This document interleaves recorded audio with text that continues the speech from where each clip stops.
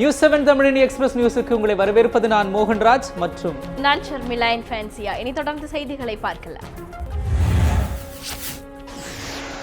ஜல்லிக்கட்டு விவகாரத்தில் பிரதமர் அலுவலகத்திலும் முறையிட்ட அதிமுக எம்பிக்கள். அலுவலக அதிகாரிகளிடம் அவசர சட்டம் இயற்ற வலியுறுத்தி நேரில் மனு. ஜல்லிக்கட்டு விவகாரம் தொடர்பாக பேசுவதற்கு பிரதமரிடம் அதிமுக எம்பிக்கள் ஏற்கனவே அனுமதி கோரியிருந்தனர். அனுமதி மறுக்கப்பட்டதைத் தொடர்ந்து பிரதமர் அலுவலகத்தில் அதிமுக எம்பிக்கள் முறையிட்டது குறிப்பிடத்தக்கது. பொங்கலுக்கு ஜல்லிக்கட்டு நடத்த வேண்டும் என கோரி இளைஞர்கள் பேரணி. மதுரையில் மாணவர்கள் 3வது நாளாக போராட்டம். மதுரையில் ஆட்சியர் அலுவலகம் நோக்கி சென்ற இளைஞர்கள் மீது காவல்துறையினர் தடியடி. சாலை மறியலில் ஈடுபட்ட 100க்கும் மேற்பட்ட மாணவர்கள் கைது. ஜல்லிக்கட்டிற்கான தடையை நீக்க கோரி தமிழகம் முழுவதும் மாணவர்கள் போராட்டம். தடையை மீறி ஜல்லிக்கட்டு நடத்துவதில் தவறு இல்லை. பாமக நாடாளுமன்ற உறுப்பினர் அன்புமணி கருத்து. விவசாயிகள் தற்கொலை செய்து வரும் சூழலில் பொங்கல் பண்டிகை கொண்டாடுவது சரியானது அல்ல எனவும் கருத்து. தமிழகத்தின் கலாச்சார அடையாளமான ஜல்லிக்கட்டு நிச்சயம் நடத்தப்பட வேண்டும். ஸ்டாலினை சந்தித்த பின் நடிகர் பிரபு கருத்து. திமுக செயல் தலைவராக நியமிக்கப்பட்ட மு.க. ஸ்டாலினை மரியாதை நிமித்தமாக நடிகர் பிரபு சந்தித்தார். ஜல்லிக்கட்டு போட்டிகளை நடத்த தமிழகத்தின் அனைத்து கட்சிகளும் ஒருங்கிணைந்து போராட வலியுறுத்தல். தமிழர்களின் கலாச்சாரமான ஜல்லிக்கட்டு போட்டிகளுக்கு உச்சநீதிமன்றம் அனுமதி அளிக்கும் என நம்புவதாகவும் பிரபு பேட்டி. ஜல்லிக்கட்டு நம்ம வீர விளையாட்டு. கண்டிப்பாக கமல் சார் அன்னைக்கு பேசுன மாதிரி, அண்ணன் அவர்கள் தளபதி அண்ணன் பேசுகிற மாதிரி எல்லாருமே இங்கே தமிழ்நாட்டில் இருக்கிற எல்லாருமே ஜல்லிக்கட்டு இருக்கணும். எப்பவுமே அந்த வீர விளையாட்டு நம்மளை விட்டு போகக்கூடாது அப்படிங்கிறது அந்த ஆனரபிள் சுப்ரீம் கோர்ட்டுக்கு ரெக்வெஸ்ட் செஞ்சு கண்டிப்பாக அந்த வீர விளையாட்டு நம்ம தமிழக மக்கள் மத்தியில் இருக்கணும், எப்பவுமே இருந்துட்டு இருக்கோங்கிறது தான் என்னோட ஆசை. மாணவர்கள் மீது போலீசார் தடியடி நடத்தியதற்கு நடிகர் சிம்பு கடும் கண்டனம். நாளை மாலை வீட்டின் முன்பு மௌன போராட்டத்தில் ஈடுபட போவதாகவும் அறிவிப்பு. தமக்கு ஆதரவு தெரிவிப்பவர்கள் அவர்கள் வீட்டின் முன்பு கருப்பு சட்டை அணிந்து போராட்டத்தில் ஈடுபட வலியுறுத்தல். தமிழர்களும் தமிழ் உணர்வு உள்ளவர்களும் போராட்டத்தில் கலந்து கொள்ள வேண்டுகோள். ஜல்லிக்கட்டு போட்டிகளை நடத்த அவசர சட்டம் கொண்டு வர வேண்டும். 3000க்கும் மேற்பட்ட கல்லூரி மாணவர்கள் திருச்சியில் கண்டன பேரணி. விலங்குகள் நல அமைப்பான பீட்டாவுக்கு எதிராகவும் இளைஞர்கள் கோஷம். பேரணியின் போது ஜல்லிக்கட்டு காளையை திடீரென இளைஞர்கள் பேரணி நடைபெற்ற இடத்திற்கு கொண்டு வந்ததால் பரபரப்பு.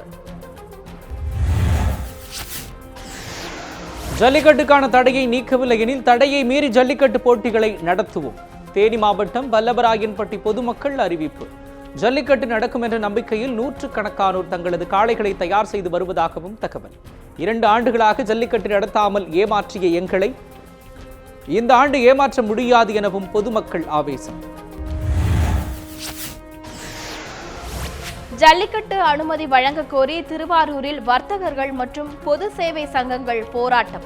500க்கும் மேற்பட்டோர் பேரணியாக கலந்து கொண்டு ஜல்லிக்கட்டிற்கு ஆதரவாக முழக்கம். விவசாயிகளின் உயிரிழப்பை தடுக்க காவிரி மேலாண்மை வாரியத்தை அமைக்கவும் வர்த்தகர்கள் வலியுறுத்தல்.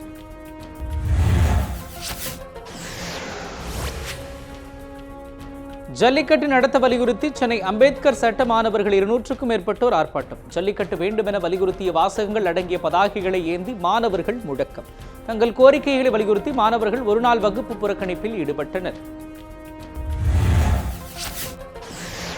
தமிழகத்தில் இந்த வருடம் ஜல்லிக்கட்டினை நடத்த கோரி கல்லூரி மாணவர்கள் நூதன போராட்டம். வேலூர் மாவட்டம் திருப்பத்தூரில் இருந்து அலங்காநல்லூர் நோக்கி சைக்கிளில் பேரணியாக சென்றனர். திருப்பத்தூரில் இருந்து சைக்கிளில் கடந்த வாரம் பேரணியாக சென்ற 10 பேர் திண்டுக்கல் வழியாக அலங்காநல்லூர் வந்தடைந்தனர். சாதனை பயணம் மேற்கொண்ட மாணவர்களுக்கு மக்கள் வரவேற்பு அளித்தனர். வடலூரில் பொதுநல அமைப்பின் சார்பில் ஜல்லிக்கட்டு தடை நீக்க கோரி ஜல்லிக்கட்டு காளையுடன் ஊர்வலம். ஜல்லிக்கட்டிற்கு அனுமதி வழங்க கோரி மனித சங்கிலி போராட்டத்தில் ஏராளமானோர் பங்கேற்பு. சிலம்பாட்டத்தில் ஈடுபட்டு நூதன முறையில் இளைஞர்களை வலியுறுத்தினார்கள். சட்ட விதிகளுக்கு உட்பட்டு ஜல்லிக்கட்டு கொண்டு வருவோம். தமிழக பாரதிய ஜனதா தலைவர் தமிழிசை சவுந்தரராஜன் கருத்து. மறைந்த பாஜக தலைவர் தீனதயாளு உபாத்யாயாவின் 100ஆண்டு விழா சென்னை தேனாம்பேட்டையில் கொண்டாட்டம். தமிழக அரசு அறிவித்த நிவாரண உதவியை பொங்கலுக்குள் விவசாயிகளுக்கு வழங்க வேண்டும் என தமிழிசை கோரிக்கை. பொங்கல் பண்டிகைக்காக சென்னையிலிருந்து வெளியூர் செல்லும் பயணிகளின் வசதிக்காக சிறப்பு பேருந்துகள் இன்று முதல் நாளை மறுநாள் வரை சிறப்பு பேருந்துகள் இயக்கப்படுவதாகவும் அறிவிப்பு. மக்களின் வசதிக்காக சென்னையில் மட்டும் 5 மையங்களில் இருந்து பேருந்துகள் இயக்கப்படும். கோயம்பேடு, அண்ணாநகர், மேற்கு பூந்தமல்லி, அடையாறு, தாம்பரம், சானிட்டோரியம் உள்ளிட்ட பகுதிகளில் இருந்தும் பேருந்துகள் இயக்கம். வறட்சி நிவாரண மனுவை பிரதமரிடம் முதலமைச்சர் நேரில் வழங்க வேண்டும் என மு.க. ஸ்டாலின் வலியுறுத்தல். தாமதிக்கும் ஒவ்வொரு நாளும் விவசாயிகள் தற்கொலை அதிகரிக்கும் எனவும் கருத்து. 17 விவசாயிகள் மட்டுமே உயிரிழந்ததாக தமிழக அரசு தெரிவித்துள்ள நிலையில் 150 பேர் இறந்துள்ளதாக ஸ்டாலின் குற்றச்சாட்டு. இறந்த அனைவரின் குடும்பத்திற்கும் கருகிய பயிர்களுக்கும் அரசு இழப்பீடு வழங்க வேண்டும் என ஸ்டாலின் வலியுறுத்தல். தமிழக அரசு அறிவித்துள்ள வறட்சி நிவாரணம் போதுமானதாக இல்லை. சென்னை தியாகராய நகரில் நடைபெற்ற மாநில குழு கூட்டத்திற்கு பிறகு ஜி. ராமகிருஷ்ணன் பேட்டி. உள்ளாட்சி தேர்தலை உடனடியாக நடத்த வேண்டும் எனவும் வலியுறுத்தல். வறட்சியால் தற்கொலை செய்து கொண்ட விவசாயிகளின் குடும்பத்திற்கு இழப்பீடு வழங்க கோரி உயர்நீதிமன்றத்தில் வழக்கை தள்ளுபடி செய்து நீதிபதிகள் உத்தரவு. விவசாயிகள் தற்கொலை தொடர்பான வழக்குகள் நிலுவையில் உள்ளதால் மனுவை தள்ளுபடி செய்வதாகவும் விளக்கம். நூற்றாண்டு கண்டிராத வறட்சி தமிழகத்தை பாதித்துள்ள நிலையில் ஆமை வேகத்தில் நடவடிக்கை நடைபெறுகிறது. தமிழக அரசு மீது காங்கிரஸ் மாநில தலைவர் திருநாவுக்கரசர் குற்றச்சாட்டு. 17 விவசாயிகள் மட்டும் பலியாகி உள்ளதாக தமிழக அரசு பொய்யான தகவல் கூறியது வேதனைக்கு உரியது எனவும் கருத்து. தமிழக அரசின் உண்மைக்கு மாறான தகவலால் தான் மத்திய அரசின் இழப்பீடு கிடைக்கவில்லை எனவும் திருநாவுக்கரசர் குற்றச்சாட்டு. தேசிய கடல்சார் கொள்கை குறித்து மீனவ பிரதிநிதிகளிடம் தமிழக மீன்வளத்துறை அமைச்சர் ஜெயக்குமார் கருத்து கேட்பு. டெல்லியில் 13ஆம் தேதி நடைபெறும் கூட்டம் தொடர்பாக மீனவ பிரதிநிதிகளுடன் ஆலோசனை. தமிழகத்தின் பல்வேறு பகுதிகளைச் சேர்ந்த மீனவ சங்க பிரதிநிதிகள் பங்கேற்று கருத்துக்களை பதிவு செய்தனர். மீன்பிடிக்கும் முறையில் சிரமங்கள் இல்லாத வகையில் கொள்கை வகுப்பது குறித்து விவாதிக்கப்பட்டதாக தகவல். மறைந்த முதலமைச்சர் ஜெயலலிதாவின் மரணத்தில் சந்தேகம் இருப்பதாக தொடரப்பட்ட வழக்கு தேதி குறிப்பிடப்படாமல் ஒத்திவைப்பு. ஜெயலலிதா மரணம் தொடர்பான புகார் குறித்து போலீசார் நடவடிக்கை எடுக்கவில்லை என தோழி கீதா என்பவர் தகவல். காவல்துறை உயர் அதிகாரிகளிடம் புகார் அளிக்கும்படி நீதிபதிகள் அறிவுறுத்தல். மனு மீதான விசாரணை தேதி குறிப்பிடாமல் ஒத்திவைப்பு. விருதுநகர் மாவட்டம் சாத்தூரில் செய்தியாளர் வெட்டி கொல்லப்பட்ட வழக்கு. மதுரை நீதிமன்றத்தில் 4 பேர் சரண். நேற்று முன்தினம் கார்த்திகை செல்வம் என்பவர் வெட்டி கொலை செய்யப்பட்டார். சரணடைந்தவர்கள் 15 நாட்கள் நீதிமன்ற காவலில் அடைப்பு. குமாரபாளையத்தில் மாணவ மாணவிகளுக்கான மாரத்தான் ஓட்டம். அனைவருக்கும் கல்வி திட்டத்தை வலியுறுத்தி நிகழ்ச்சிக்கு ஏற்பாடு. தேவூர் அருகே தொடங்கிய மாரத்தான் ஓட்டம் 12 கிலோமீட்டர் தொடங்கி நேதாஜி நகரில் முடிவடைந்தது. 300க்கும் மேற்பட்ட மாணவ மாணவிகள் ஆர்வத்துடன் பங்கேற்பு. கடலூரில் கூட்டுறவு சங்கங்களில் வழங்கப்பட்ட விரல் ரேகை பதிவு கருவியில் முறைகேடு என புகார். அடக்க விலையை விட 2 மடங்கு கூடுதலாக விற்கப்பட்டதாக ஊழியர்கள் குற்றச்சாட்டு. 3400க்கும் விற்பனை செய்யப்பட்ட கருவி 5910 ரூபாய்க்கு விற்கப்படுவதாகவும் புகார். தமிழகத்தில் உள்ள அனைத்து கூட்டுறவுகளிலும் 12 கோடி வரை முறைகேடுகள் நடந்துள்ளதாக குற்றச்சாட்டு. கும்பகோணம் நாகேஸ்வரம் ஆலயத்தில் நடைபெற்ற ஆருத்ர தரிசன நிகழ்ச்சியில் ஏராளமானோர் சுவாமி தரிசனம். 1500 ஆண்டுகள் பழமையான கோவிலில் நடராஜரின் ஆருத்ரா தரிசன நிகழ்ச்சி சிறப்பாக நடைபெற்றது. மலர்களால் சிறப்பாக அலங்கரிக்கப்பட்டிருந்த சுவாமிக்கு சிறப்பு அபிஷேகங்களும் நடைபெற்றன. ஆருத்ரா தரிசனத்தை தொடர்ந்து நடைபெற்ற சுவாமி வீதி விழாவில் ஏராளமானோர் பங்கேற்றனர். பட்டுக்கோட்டையில் ஆடு மேய்க்க 40,000 ரூபாய்க்கு கொத்தடிமையாக விற்கப்பட்ட சிறுவன். தகவல் அறிந்து சிறுவனை மீட்டு அரசிடம் ஒப்படைத்த சைல்டு அமைப்பினர். தஞ்சையில் அனாதையாக விடப்பட்ட போலியோ பாதிக்கப்பட்ட 4 வயது சிறுவனும் மீட்பு. கொத்தடிமையாக உள்ள சிறுவர்களை மீட்பதே தங்கள் நோக்கம் என சைல்டு அமைப்பினர் விளக்கம். தமிழக அரசு ஊழியர்கள் ஆசிரியர்களுக்கு பொங்கல் போனஸ் அறிவிப்பு. ஊக்கத்தொகை மிகை ஊதியம் வழங்க 325 கோடி ரூபாய் ஒதுக்கீடு. ஏ, பி பிரிவு ஊழியர்களுக்கு 1000 ரூபாய் சிறப்பு மிகை ஊதியமாக வழங்கப்படும் என அறிவிப்பு. சி மற்றும் டி பிரிவு ஊழியர்களுக்கு 3000த்திற்கு மிகாமல் போனஸ் வழங்கப்படும் என்றும் தகவல். ஓய்வூதியம் மற்றும் குடும்ப ஓய்வூதியம் பெறுபவர்கள் 500 ரூபாய் பொங்கல் போனஸ். தமிழகத்தில் காலியாக உள்ள ஆசிரியர் பணியிடங்கள் விரைவில் நிரப்பப்படும். பள்ளி கல்வித்துறை அமைச்சர் பாண்டியராஜன் அறிவிப்பு. ஆசிரியர்கள் முன்மாதிரியாக இருந்து மாணவர்களுக்கு நற்பண்புகளை போதிக்க வேண்டும் என அமைச்சர் அறிவுறுத்தல். சென்னையில் நடைபெற்ற ஆசிரியர்களுக்கான கருத்தரங்கை தொடங்கி வைத்து அமைச்சர் பேச்சு. சிவகங்கை அருகே பிரபல ரவுடி கார்த்திக் என்கவுண்டரில் சுட்டுக்கொலை. காவலரை அரிவாளால் வெட்டிவிட்டு தப்பி ஓடிய போது நடவடிக்கை. நள்ளிரவில் மதுரையில் உள்ள வங்கி ஒன்றில் 6 பேர் கொண்ட மர்ம கும்பல் கொள்ளையடிக்க முயன்றதாக போலீசாருக்கு தகவல். கும்பலை துரத்தி பிடிக்க முயன்ற போலீசாரை வெட்டிய நபர் என்கவுண்டரில் சுட்டுக்கொலை. சென்னையில் டிராவல்ஸ் அலுவலகத்திற்குள் புகுந்து கொடூர தாக்குதல் நடத்திய கும்பல். மாமூல் கேட்டு தொடர்ந்து மிரட்டி வந்த கும்பல் டிராவல்ஸ் அதிபர் மற்றும் ஊழியர்களை அடித்ததாக புகார். சிசிடிவியில் பதிவான தாக்கல் காட்சிகளை வெளியிட்ட போலீசார். தாக்குதலில் ஈடுபட்ட ராமசாமி, டால்பின் சுரேஷ் இருவரும் கைது. தலைமறைவாக உள்ள ஆனந்த் என்பவருக்கு போலீசார் வலைவீச்சு. வால்பாறையில் சிறுவர் பூங்கா பகுதியில் உள்ள மரக்கடையில் ஏற்பட்ட பயங்கர தீ விபத்து. அடுத்தடுத்து 5 கடைகள் தீயில் எரிந்து பல லட்சம் ரூபாய் மதிப்பிலான பொருட்கள் நாசம். தீயணைப்புத் துறையினரின் வாகனத்தில் போதிய தண்ணீர் இல்லாததால் தீயை அணைப்பதில் தாமதம். தீ விபத்து குறித்து போலீசார் வழக்கு பதிவு செய்து தீவிர விசாரணை.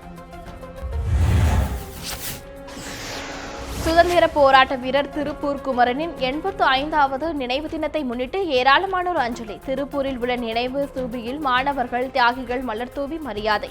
திருப்பூர் குமரனுக்கு நினைவிடம் அமைக்க வாரிசார் கோரிக்கை.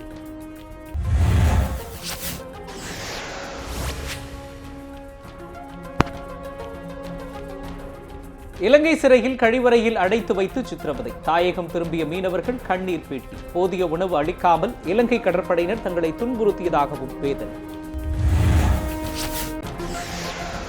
திருநெல்வேலி அருகே மர்ம காய்ச்சலால் பெண் உயிரிழந்ததன் எதிரொலி.